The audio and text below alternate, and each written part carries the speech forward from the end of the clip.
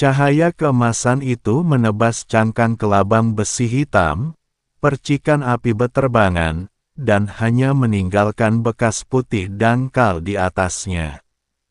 Sangat sulit. Chen Ping diam-diam terkejut, lalu mengubah strateginya, menyuntikkan energi jahat ke dalam pedang. Sangat sulit. Humazi juga terkejut ketika melihat ini, lalu berkata dengan iri, jika halku bisa sesulit ini juga. Brengsek. Chen Ping melotot ke arah Humazil. Mo Chen tidak mengerti apa yang dikatakan Humazi, dan menebas kelabang besi hitam itu dengan pedangnya.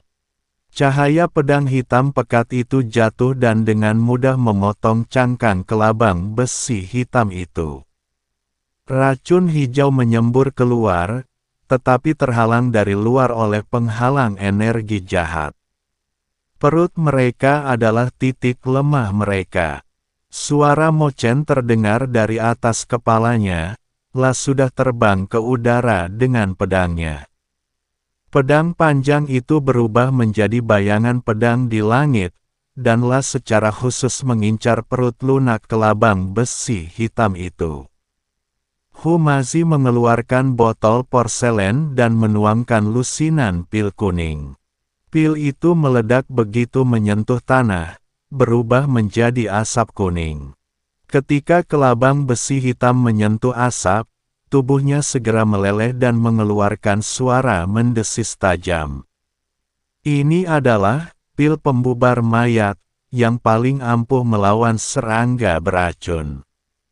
Teriak Humazi dengan bangga. Chen Ping tidak menyangka Humazi memiliki benda sebagus itu di tangarinya. Chen Ping merasa dia tidak boleh tertinggal, jadi dia hanya memadatkan roh jahatnya menjadi puluhan garis hitam, yang menyerbu ke arah gua di tebing seperti ular roh. Saat garis hitam memasuki gua, terdengar suara mendesis sebentar-sebentar dan terputus-putus dari dalam, yang segera terdiam. Sudah selesai? Tanya Humazi dengan heran. Kita sudah menutup sarang mereka dengan roh jahat, kata Chen Ping sambil menarik benang hitamnya.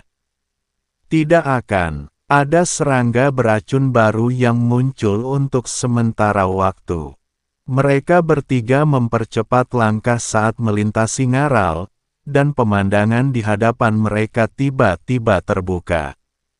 Sebuah lembah seluas 10.000 hektar muncul di depan mata kami. Berbagai gulma beracun berbentuk aneh ditanam di lembah itu, dan miasma berwarna-warni bergulung-gulung di lembah itu. Sebuah istana hitam samar-samar terlihat berdiri di tengahnya. Itulah inti lembah 10.000 racun. Istana 10.000 racun. Mo Chen menunjuk ke arah istana dan berkata, penguasa lembah, Wan Duzi, seharusnya ada di dalam. Pada saat ini, sebuah suara jahat terdengar dari dalam rerumputan beracun. Beraninya kalian, 3 makhluk bodoh, menerobos masuk ke lembah 10.000 racunku. Saat suara itu terdengar, puluhan biksu berjubah hitam berjalan keluar dari rumput beracun. Mereka semua memasang ekspresi menyeramkan dan memegang labu berisi racun di tangan mereka. Memimpin mereka adalah seorang lelaki tua bermata satu dengan pola-pola seperti sisik ular di seluruh wajahnya. Dia tetua penegak hukum lembah 10.000 racun, tetua ular. Mo Chen berbisik, dia telah menguasai teknik melepas ular hingga tingkat ke-7, membuatnya kebal terhadap pedang dan tombak. Ular tua itu mengamati ketiga orang itu dengan satu-satunya matanya yang tersisa. Ketika melihat Chen Ping, secercah keserakahan terpancar di matanya, roh jahat yang begitu kaya, pas untuk memberi makan ular berkaki 1000-ku. Dia mengeluarkan tas kain hitam dari pinggangnya dan membukanya. Bau amis menyengat di wajahku, dan seekor ular hitam sebesar ember merayap keluar dari kantong. Tubuhnya ditutupi kaki-kaki yang lebat, dan setiap kakinya berduri. Ini adalah Raja Ular berkaki 1000, yang memiliki kekuatan tingkat kelima alam abadi bumi, kata Mo Chen. Raja Ular berkaki 1000 menjulurkan lidahnya yang bercabang dan menatap Chen Ping dengan mata merahnya, seolah-olah ia sangat tertarik dengan aura jahat pada dirinya. Chen Ping menggenggam pedang pembunuh naga erat-erat, kekuatan spiritual dan roh jahatnya bersirkulasi dengan kecepatan tinggi, pertempuran cepat dan menentukan. Jangan biarkan mereka membuat Wan Dusi khawatir. Sebelum Las selesai bicara, Pak Tua Ular sudah memberi perintah, pergil bawa mereka kembali hidup-hidup. Aku ingin mereka merasakan bagaimana jantung mereka digerogoti berbagai macam racun. Para biksu berjubah hitam mengaktifkan labu bersama-sama, dan racun hijau menyembur keluar seperti air mancur, berkumpul di udara membentuk jaring racun besar, yang menyelimuti ketiga orang itu. Humazis sudah siap dan mempersembahkan 10 jimat emas. Rune-rune itu membentuk formasi bagua keemasan di udara. Racunnya jatuh ke formasi itu, menimbulkan suara mendesis, tetapi tidak dapat menembus formasi tersebut. Merusak. Sosok Mo Chen secepat kilat, dan pedang panjangnya berubah menjadi aliran cahaya, langsung menusuk tenggorokan 3 biksu berjubah hitam. Orang-orang itu meninggal tanpa melihat bagaimana pedang itu jatuh. Kau mencari kematian. Chen Ping menatap Raja Ular berkaki 1000 dan tak bisa menahan diri untuk mencibir. Seorang kawan yang berada di alam abadi dunia kelima berani bertindak lancang di hadapannya. Chen Ping menghadapi Raja Ular berkaki 1000 dan mengayunkan pedang pembunuh naga di tangannya. Sinar pedang yang tak terhitung jumlahnya terbang ke arah Raja Ular berkaki 1000. Raja Ular berkaki 1000 itu dipotong-potong menjadi beberapa bagian, dan darah hitam yang berbau busuk itu memercik ke rumput beracun, menggerogoti tanaman pemakan racun itu hingga keluar asap putih. Mata ular tua itu berkilat merah, dan jari-jarinya yang mencengkeram kantong memutih karena kelelahan.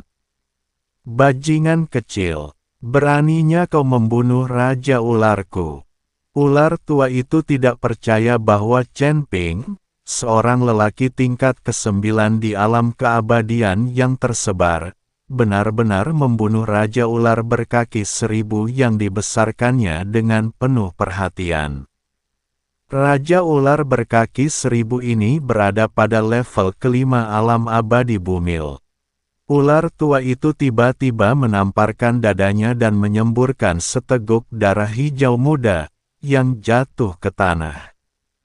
Kelabang besi hitam yang dibakar oleh pil pengubah mayat Humazi langsung pulih, bahkan ukurannya menjadi 2 kali lipat, dengan cangkangnya bersinar dengan cahaya merah yang aneh. Semua racun kembali menjadi satu, hancurkan dia untukku. Ular tua itu meraung dan membentuk segel, dan sekelompok kelabang besi hitam bergegas menuju Chen Ping seperti pasukan yang telah menerima perintah. Wajah Humazi memucat. Serangga beracun ini telah dikatalisis oleh darah dan esensi, dan telah kehilangan akal sehatnya. Mo Chen mengayunkan pedangnya, menebas lipan besi hitam yang menyerbu Humazi hingga menjadi debu. Chen Ping, pertarungan yang cepat dan menentukan. Chen Ping tiba-tiba tersenyum, bukan karena panik, tetapi dengan ketenangan yang nyaris acuh tak acuh. Dia perlahan mengangkat pedang pembunuh naga, dan cahaya keemasan serta aura pembunuh mengalir dari badan pedang yang terjalin menjadi spiral, seolah-olah memiliki kehidupan. Sekelompok reptil, apakah kalian layak menghalangi jalan? Sebelum dia selesai berbicara, sosoknya tiba-tiba menghilang dari tempatnya. Detik berikutnya, bola hujan cahaya keemasan dan hitam meledak dari kelompok kelabang besi hitam. Itu bukan cahaya pedang, tetapi medan niat pedang yang diaktifkan Chen Ping dengan kekuatan spiritual tingkat 9 dari alam abadi yang tersebar. Dia benar-benar menggabungkan domain pedang yang dipahaminya dari makam pedang dengan roh jahat, membentuk medan pembunuhan mini. Saat hujan ringan berlalu, cangkang keras kelabang besi hitam hancur seperti kertas, dan cairan hijau yang bercampur dengan roh jahat hitam dimusnahkan sepenuhnya oleh kekuatan domain pedang. Bagaimana mungkin? Pupil ular tua itu tiba-tiba mengecil, bisa merasakan napas kehidupan kelabang besi hitam itu menghilang dengan kecepatan yang mengerikan, seolah-olah ditelan oleh lubang hitam tak kasat mata. Ketika kelabang besi hitam terakhir berubah menjadi abu dalam hujan cahaya, sosok Chen Ping telah muncul di depan si tua ular, hanya berjarak 3 kaki.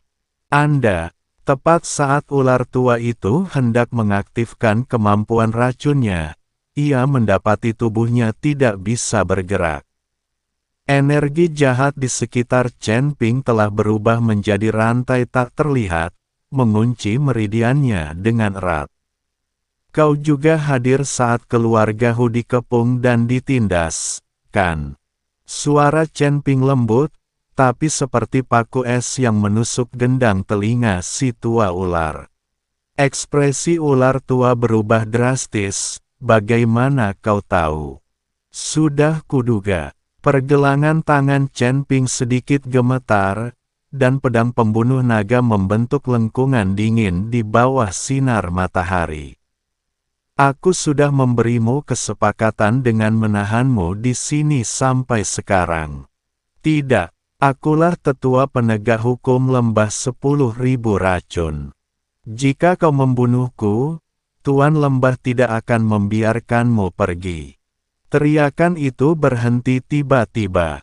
Pedang itu berkelebat dan kepala itu melayang. Kepala ular tua itu melengkung di udara, dan masih ada ketidakpercayaan dan ketakutan di mata tunggalnya. Darah yang menyembur dari lehernya dibakar menjadi asap hijau oleh roh jahat di sekitar Chen Ping begitu bersentuhan dengan udara. Para biksu berjubah hitam yang tersisa sangat ketakutan saat melihat ini sehingga mereka berbalik dan mencoba melarikan diri. Tidak seorang pun bisa pergil. Mata Hu masih merah padam, mengeluarkan 3 jimat kuning dan menggumamkan sesuatu. Jimat-jimat itu berubah menjadi 3 naga api, mengejar desertir itu seolah-olah memiliki mata. Mo Chen mengayunkan pedangnya menembus rerumputan beracun. Setiap kali pedang itu bergetar, seorang biksu berjubah hitam akan jatuh tersungkur, memegangi tenggorokannya. Tidak ada jejak darah di pedang itu, karena energi pedangnya telah menghancurkan racun dan vitalitasnya. Chen Ping tidak ikut serta dalam pengejaran, berdiri di depan mayat ular tua yang tanpa kepala, memadatkan seberkas energi jahat murni di ujung jarinya, dan menyelidiki dantian lawannya. Setelah beberapa saat, dia menarik kembali jarinya, cahaya keemasan samar bersinar di ujung jarinya, ketemu. Itulah pesona spiritual unik keluarga Hu, jelas ditinggalkan oleh harta karun yang pernah dijarah si ular tua di masa lalu. Tuan Hu, Tampaknya sebagian besar relik Anda ada di aula 10.000 racun. Mendengar ini, tangan Humazi yang memegang jimat sedikit gemetar. Barang-barang leluhurku, aku harus mengambilnya kembali. Mereka bertiga berjalan melewati mayat-mayat di tanah dan menuju ke aula 10.000 racun. Racun yang berceceran di sepanjang jalan otomatis menyingkir saat menghadapi roh jahat Chen Ping. Serangga-serangga beracun yang tadinya bersembunyi di kegelapan pun jadi takut dan bersembunyi di dalam lumpur, tak berani menampakkan kepala. Gerbang aula 10.000 racun terbuat dari tengkorak binatang raksasa, dengan kulit manusia kering tergantung di taringnya. Di kedua sisi gerbang istana berdiri 8 pengawal bersisik. Kulit mereka berwarna ungu biru yang aneh, dan mereka memegang tombak bertatahkan kristal racun di tangan mereka. "Berhenti!" teriak penjaga terdepan, mengarahkan tombaknya langsung ke Chen Ping. "Siapapun yang masuk tanpa izin ke istana 10.000 racun akan mati." Chen Ping terlalu malas untuk bicara omong kosong dan mengayunkan pedang pembunuh naga dengan santai. Sinar pedang emas dan hitam sepanjang sekitar 10 kaki menerobos udara, tidak hanya membelah 8 penjaga menjadi 2 beserta tombak mereka, tetapi juga menghantam pintu aula tengkorak. Retakan. Pintu tulang hewan yang keras itu hancur seperti keramik, memperlihatkan aula suram di dalamnya. Aula itu dipenuhi kabut beracun yang 10 kali lebih tebal daripada kabut di luar. Di panggung tinggi di tengah, duduk seorang lelaki tua berjubah hijau. Di dalam kuali perunggu di hadapan lelaki tua itu, cairan hijau tua mendidih mengeluarkan bau yang menjijikkan. Itu adalah penguasa lembah Wandu, Wanduzi. Wanduzi perlahan mengangkat kepalanya. Wajahnya tampak seperti anyaman tanaman merambat beracun, dengan pembuluh darah hijau muda melilit permukaan kulitnya. Matanya berwarna hijau tua murni, tanpa pupil yang terlihat. Apakah ular itu mati karena usia tua? Suaranya seperti 2 potong kayu lapuk yang saling bergesekan. Kau memang punya keahlian. Pantas saja kau berani memasuki lembah 10.000 racunku. Chen Ping melangkah masuk ke aula, roh jahatnya membentuk penghalang tak terlihat di sekelilingnya, mengisolasi kabut beracun agar tidak masuk. Ratusan tahun yang lalu, keluarga Hu dimusnahkan, dan kau adalah salah satu dalangnya. Itu bukan pertanyaan, itu pernyataan. Wanduzi tertawa aneh, tawanya terdengar seperti tetesan lendir yang membuat gigi ngilu. Memang, kebal terhadap segala racun milik Pak Tua Hu itu memang bahan yang bagus untuk memurnikan racun. Sayang sekali dia sendiri yang meledakkannya. Kalau tidak, aku pasti sudah menembus alam abadi duniawi dan mencapai alam yang lebih tinggi sejak lama. Mendengar ini, Humazi sangat marah hingga seluruh tubuhnya gemetar dan hampir menghancurkan jimat di tangannya, binatang buas. Aku akan membunuhmu. Apa terburu-buru? Wanduzi menjilat bibirnya, lidahnya yang hijau tua bercabang seperti ular. Saat aku memumikan kalian bertiga menjadi pil racun, itu akan dianggap menebus penyesalan masa lalu. Terutama kau, matanya tertuju pada Chen Ping. Kau memiliki roh jahat di dalam dirimu tetapi tidak terkikis olehnya. Kau sempurna untuk memunikan pil racun yin yang. Omong kosongmu terlalu banyak. Sosok Chen Ping melesat, dan pedang pembunuh naga menusuk wajah Wan Duzi dengan suara menembus udara. Wan Duzi tidak menghindar atau menghindar, tetapi hanya mengangkat tangannya dan menunjuk ke tripod perunggu. Cairan hijau tua yang berputar-putar di dalam kuali tiba-tiba melonjak, berubah menjadi seekor naga beracun. Naga itu membuka mulutnya yang besar dan penuh taring, lalu menggigit Chen Ping. Kemanapun naga itu lewat, udara berdesis karena korosi. Hanya hal sepele, cahaya dingin berkilat di mata Chen Ping, dan momentum pedang tiba-tiba bertambah cepat. Cahaya pedang keemasan dan hitam yang saling bertautan langsung menembus kepala naga beracun itu. Engah, naga beracun itu langsung hancur dan berubah menjadi hujan beracun yang jatuh dari langit.